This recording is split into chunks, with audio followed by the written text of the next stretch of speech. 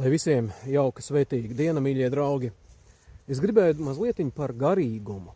Apustulis Pāvils saka, brāļi, ja kāds ir pieķerts, pārsteigts pārkāpumā, tad jūs, kas esat garīgi, labojiet tādu lēnprātības garā un piesargies, kā arī tu pats nekrīti kārdināšanā. Ko nozīmē šie vārdi? Tas nozīmē nevis nosodīt cilvēkus, bet gan palīdzēt šiem cilvēkiem atjaunoties. Nevis izstumt šos cilvēkus, bet gan pacelt viņus uz augšu.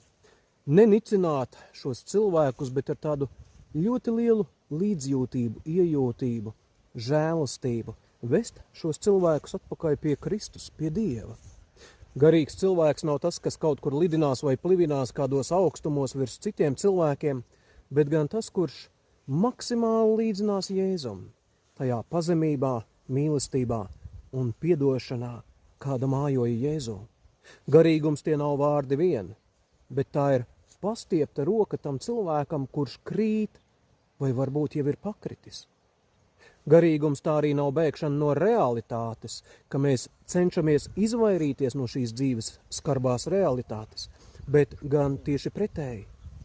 Tā ir cerība, kas tiek ienesta tieši tur, kur ir sāpes, ciešanas, pārbaudījumi un grēks. Jēzus saka, tad, kad es biju izsalcis, jūs mani paēdinājāt, izslāpis, jūs mani padzirdījāt, kad biju slims, jūs mani apciemojāt, un tad, kad biju cietumā, jūs mani apmeklējāt. Lūk, tā ir dzīves realitāte. Izsalkums, slāpes, slimības, ciešanas un tā tālāk. Garīgums ir tajā, kas patiesībā ir pavisam ikdienišķis. Tad, kad tu pasniedz tiešām šo vēso ūdens glāzi tam cilvēkam, kuram varbūt slāpst. Kad tu apmeklē to cilvēku, kurš ir vientuļš, lai viņam nebūtu jāsarunājās ar savu, tā teikt, rotaļu lācīti, bet ka ir kāds cilvēks, kurš viņu apciemo. Kad tu strādā godīgi savu maizes darbu, nekrāpies un nešmaucies, un tad, kad tu piedod tiem, kas tevi ir sāpinājuši un darījuši pāri, lūk garīgums. Apustulis Pāvils kādā vietā saka vēstulē kolosiešiem, ka visu, ko jūs dariet, dariet kā tam kungam un ne cilvēkiem. Jā, ēd pusdienas vai guli, naktsmieru, dari to kā tam kungam. Bērniņi, nemīlēsim ar vārdiem, bet ar darbiem un patiesībā. Garīgums, kas neiedziļinās cita cilvēka dzīvē, ikdienas dzīvē, patiesībā ir tukšs garīgums. Bet garīgums, kas ienāk ģimenē, kas ienāk darba vietā, kas ienāk sabiedrībā, pat tur, kur ir visdziļākā tumsa, tur garīgums kļūst priekš šiem cilvēkiem par gaismu.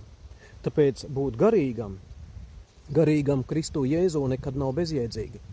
Tieši tur, kur mēs paši nespētu, tur žēlastība lietas padara iespējamas. Un tur, kur pasaule un mēs varbūt kādreiz sakam bezcerība, tur Dievs saka, es visu daru jaunu. Un garīgums ir, ka tur, kur cilvēks krīt, tur Kristus viņu ceļ uz augšu. Tik vienkārši, lai izdodas mums būt patiesi garīgiem. Lai jums svētīga un jauka, brīnišķīga diena. Paldies jums visiem, ka jūs esat.